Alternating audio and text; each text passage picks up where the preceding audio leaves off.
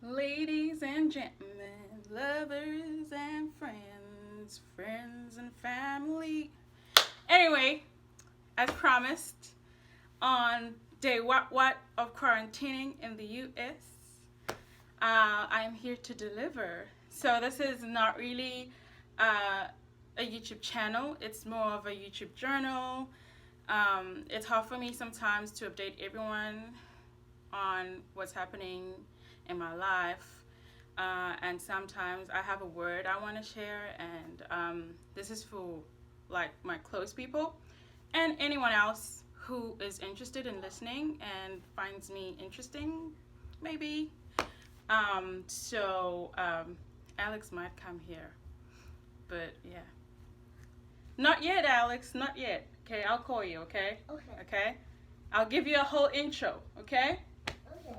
That's Alex, by the way. So Alex will be in my videos, and his daily routine sometimes will be in my videos, and some fun stuff that we do. And on the 21st of March, it's World Down Syndrome Day, so he will have his own day. And I will be telling you guys what I've learned from Alex. It'll be all about him.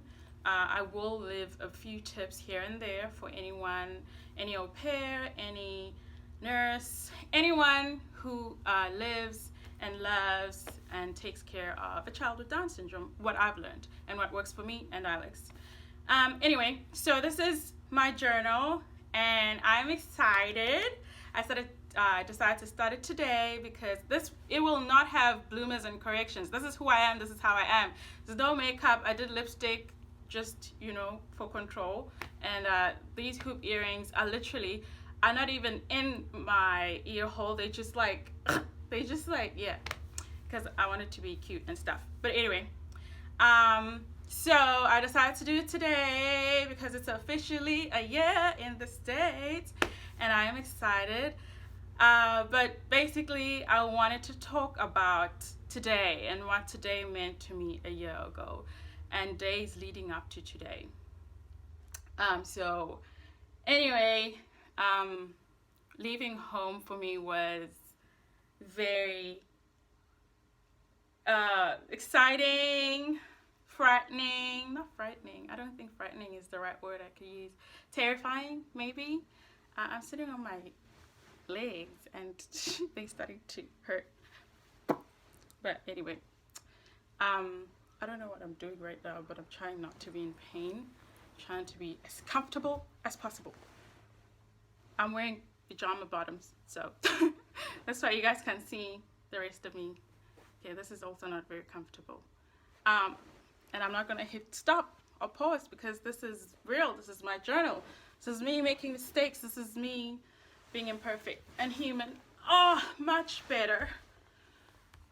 Much better. Anyway, shout out to the person who bought me this hat, this fedora. Amazing. I literally have a protective hairstyle underneath this hat. Shout out, shout out, shout out. So anyway, leaving home was a lot of emotions, a lot of complications, a lot of frustrations, but prayer and God and trusting in God had me, because it's like, God, if this is something that I need to do, you will make a way. And I know just before leaving, I had encountered complications, and I'm like, I might not be leaving, I remember telling my best friend, and I was like, oh my goodness, things are just like going so crosswire. And I was so heartbroken and stressed. And I think because I had the support of my family, but as I didn't as well, but we'll get to that, it made it even more harder. But I remember that night going to bed and I was crying. Not crying, like I was just like, God, I'm so tired, because I do that a lot. I go to God and I'm just like, yeah, I can still move. Like, I'm just so tired. And I'm like, God, if this is your will, then let it be done. And when I was a little kid, I used to tell my dad, I'm like, Daddy, one day I'm going to live in America. I didn't know it was going to be like this. So keep speaking things into existence. Word number 1, cha-cha-cha. We haven't even, yay. But still. Anyway, maybe as we go on, I'll try and put in some nice music for you guys so you don't get bored listening to me talk. But yeah, if you lost interest in the first part, because I know most of you guys have wanted to know about this. So yeah, it's gonna be included in there. So, but anyway, before I left, my mom, when I came to my mom and dad and said, hey, I am gonna go to America and I want to au pair, they did not want to hear anything about it. I think any parent would be frightened to let their child go out there in the world where there's no family and they're gonna be all on their own, nobody to protect them.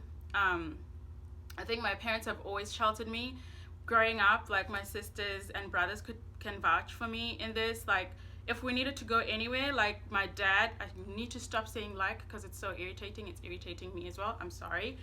But my dad would literally drive me and drive us wherever we needed to go and pick us up. When I was young, I wasn't really allowed to go outside and play much at some point. And I think I was made into an introvert, which I didn't mind because I liked it, you know. But anyway, it was hard. And I remember telling my mom at some point, I was like, lady, I don't have the money. If you don't help me, I'm going to go to a loan shark or I'm going to go to the bank, loan some money, and I'm out of here. I'll pay it back when I get to America because I'll be earning dollars. And my mom didn't talk to me for a day. And just, God. And I think God spoke to my mom at some point, I think, because my mom came back and was like, okay, let me hear about this. How does it go? How sure are you it's not human trafficking? Blah, blah, blah, blah, blah, blah. We had a long chat. So my mom was halfway on board. She still expressed a lot of times that she wasn't happy, but she was on board nonetheless. So that was me now going into my process of matching, making my payments. I had to pay around $13,400 and something, I think, not for the flight. The flight is paid for, but I had to pay for my medical aid, basically, my insurance. So it covered your medical aid, and if you lost anything, it was like your insurance. So I had to pay for that. And I had to pay for something else. And obviously my visa. Forgot what else I had to pay for. But that's not important. I'll make another video for that. If you want to know more about the whole process, hit me up. This is, I'm probably going to share the link on my WhatsApp. Hit me up on my WhatsApp. If you don't have my WhatsApp number or whatever, find someone who knows me. I think a lot of people know me. I'm surprised, actually. When I came to America, the number of people that knew me, I'm like, because I don't like being known. I won't lie.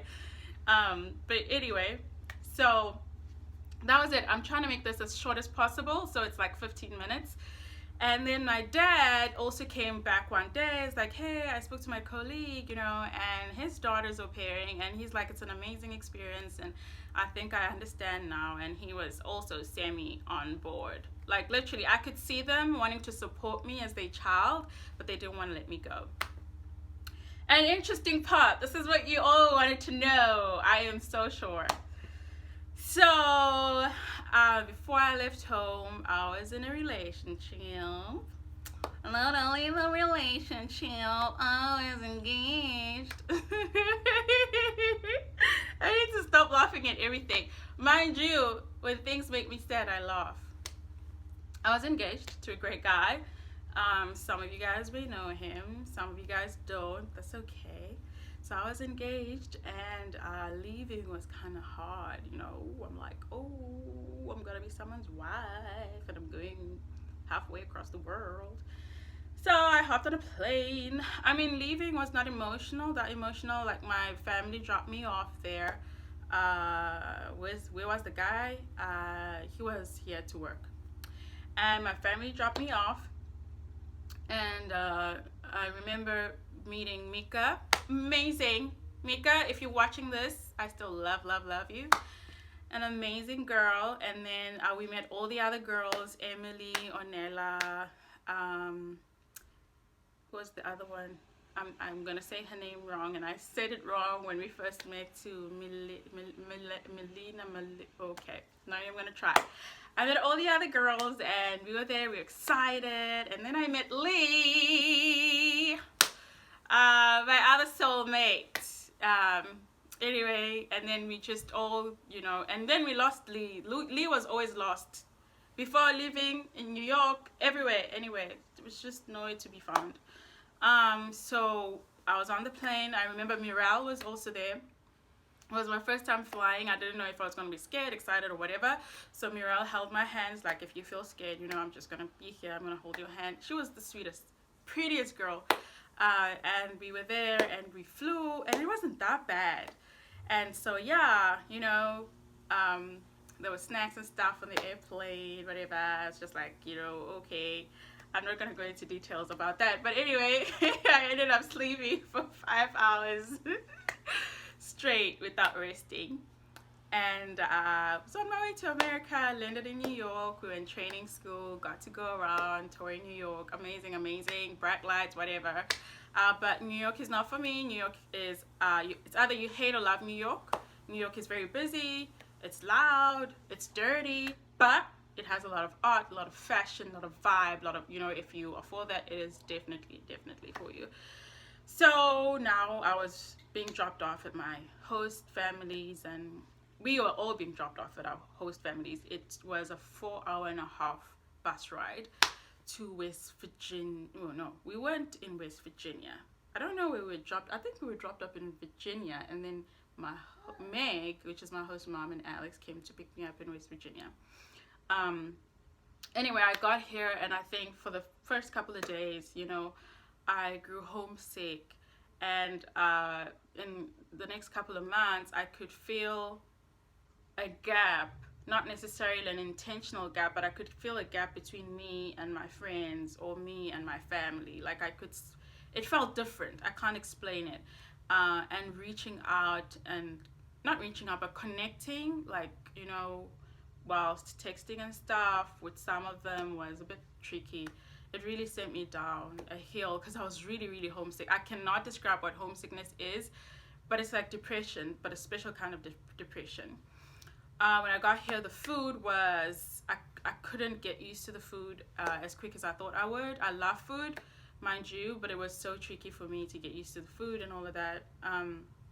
But my host family was really, really nice.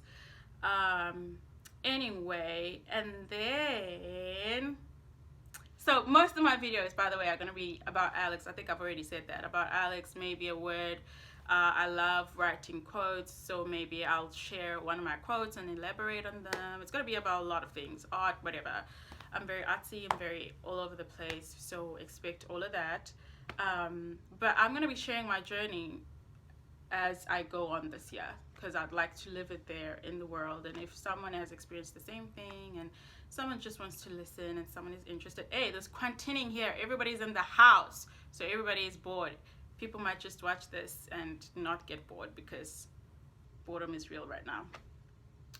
By the way, I'm just sending my love and my prayers to everyone who's in the house, sending peace, sending calmness, yes, sending a whole lot of Jesus, who can be the peace on your boat in this whirlwind, be the steady whirlwind.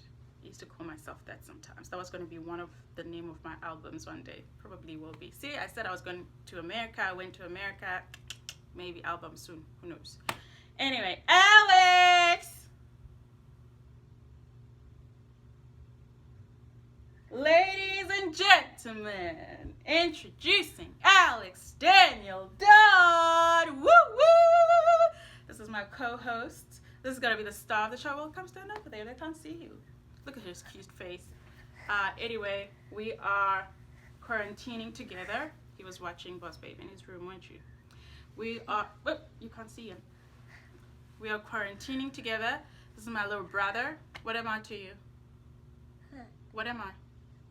Sister. Yeah, I'm his sister. He's my little brother. And he's the most awesomest kid ever. I'm not gonna cry.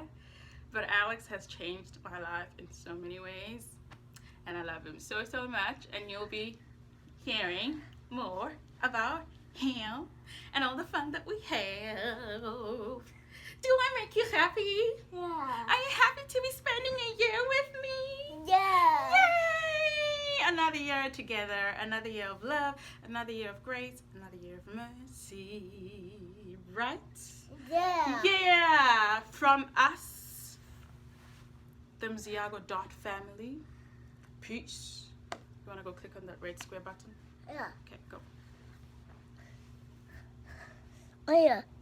The square button. This one.